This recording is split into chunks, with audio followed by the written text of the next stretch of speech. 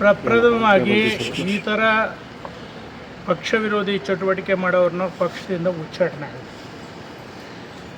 ಇವರು ಎಷ್ಟು ಪಾರ್ಟಿಗಳನ್ನು ಬದಲಾಯಿಸಿ ಮತ್ತು ಬಿ ಜೆ ಪಿಗೆ ಬಂದರು, ಯಾರನ್ನು ಇವರು ಪಾರ್ಟಿಗೆ ತಂದರು ಅನ್ನೋದನ್ನು ಮೊದಲು ನೆನಪಿಟ್ಕೋಬೇಕು.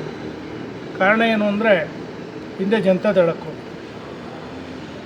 ಬಿ ಜೆ ಪಿ ಮಂತ್ರಿ ಮಾಡ್ತು ಕೇಂದ್ರದಲ್ಲಿ, ಆದರೆ ನಿಯತ್ತಿಲ್ದಲೆ ಪಾರ್ಟಿ ಬಿಟ್ಟು ಜನತಾದಳಕ್ಕೆ ಹೋಗಲಿಲ್ವಾ?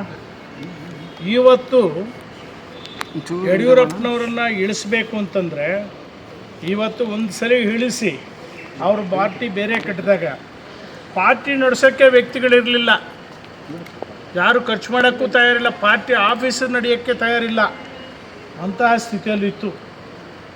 ಯಡಿಯೂರಪ್ಪನವ್ರನ್ನ ಇಳಿಸಿ ಪಕ್ಷ ಪೂರ್ತಿ ಶಕ್ತಿಯನ್ನು ಕಳ್ಕೊಂಡಿತ್ತು. ಮತ್ತು ಪಾರ್ಟಿಗೆ ಅವ್ರು ಬಂದರು, ಅವ್ರು ಬಂದಮೇಲೆ ನಾವು ಅಧಿಕಾರಕ್ಕೆ ಬಂದು, ಅದು ಯಡಿಯೂರಪ್ಪನವರ ಶಕ್ತಿ. ಯಡಿಯೂರಪ್ಪನವರು ಇನ್ನೂ ಶಕ್ತಿಯನ್ನು ಉಳಿಸ್ಕೊಂಡಿದ್ದಾರೆ.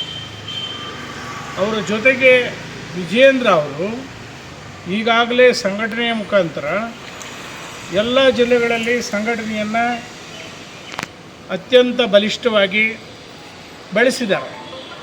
ಕಾಲ ಕಾಲಕ್ಕೂ ಈ ಅಪಸ್ವರಗಳು ಇದ್ದಿದ್ದಾವೆ. ನಿನಗೆ ಬೇಕಾಗಿರೋದನ್ನು ಮಾಡಿದ್ರೆ ಅವ್ರಿಗೆ ಕೋಪ, ಇವ್ರಿಗೆ ಬೇಕಾಗಿರೋದನ್ನು ಮಾಡಿದ್ರೆ ಅವ್ರಿಗೆ ಕೋಪ. ಇದು ಎಲ್ಲರನ್ನೂ ಪದಾಧಿಕಾರಿಗಳು ಮಾಡೋಕ್ಕಾಗೋದಿಲ್ಲ. ಪದಾಧಿಕಾರಿಗಳ ಕೆಲವರನ್ನು ಮಾತ್ರ ಮಾಡೋಕ್ಕಾಗುತ್ತೆ. ಪಾರ್ಟಿಯ ನಿಯಮಾನುಸಾರ ಯಾರ್ಯಾರು ಮಾಡೋಕ್ಕೆ ಸಾಧ್ಯ ಇರುತ್ತೋ ಅವ್ರನ್ನೆಲ್ಲ ಮಾಡ್ತೀವಿ. ಕಾಂಗ್ರೆಸ್ ಥರ 60 ಜನ ಜನರಲ್ ಸೆಕ್ರೆಟರಿಗಳು, 80 ಜನ ವೈಸ್ ಪ್ರೆಸಿಡೆಂಟ್ಗಳು ನಮ್ಮ ಪಕ್ಷದಲ್ಲಿ ಮಾಡೋದಿಲ್ಲ.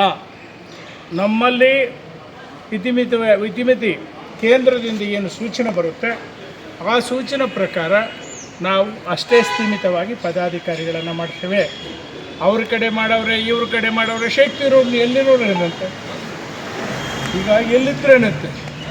ಎಲ್ಲ ಕಡೆ ಮುಖ್ಯಮಂತ್ರಿಗಳನ್ನು ಎಲ್ಲ ಜಿಲ್ಲೆಗೆ ಮಾಡಿದ್ವಾ? ಇಲ್ವಲ್ಲ. ಕೆಲವೇ ಜಿಲ್ಲೆಗಳಿಗೆ ಮಾಡಿದ್ವಲ್ಲ, ಕೆಲವು ಜಿಲ್ಲೆಗಳಿಗೆ ಮಾಡೇ ಇಲ್ವಲ್ಲ. ಅದರರ್ಥ ಆ ಜಿಲ್ಲೆಯ ಜನ ಓಟ್ ಹಾಕಿಲ್ಲ, ಅಲ್ಲಿಂದ MLAಗಳ ಬಾಗಿ ಬಂದಿಲ್ಲ ಅಂತಲ್ಲ. ಅದರ ಅರ್ಥ ಎಲ್ಲೆಲ್ಲಿ ಶಕ್ತಿ ಇರುತ್ತೋ ಸಮಯಾನುಕೂಲವಾಗಿ ಆಯಾ ಸಂದರ್ಭಗಳಲ್ಲಿ ನಾವು ಅವರನ್ನು ಚುನಾಯಿಸ್ತೇವೆ.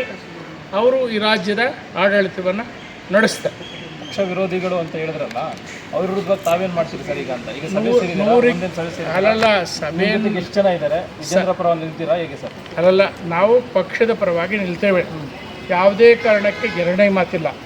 ಎಲ್ಲಿಯ ತನಕ ವಿಜಯೇಂದ್ರ ಅವರು ಅಧ್ಯಕ್ಷರಾಗಿರ್ತಾರೆ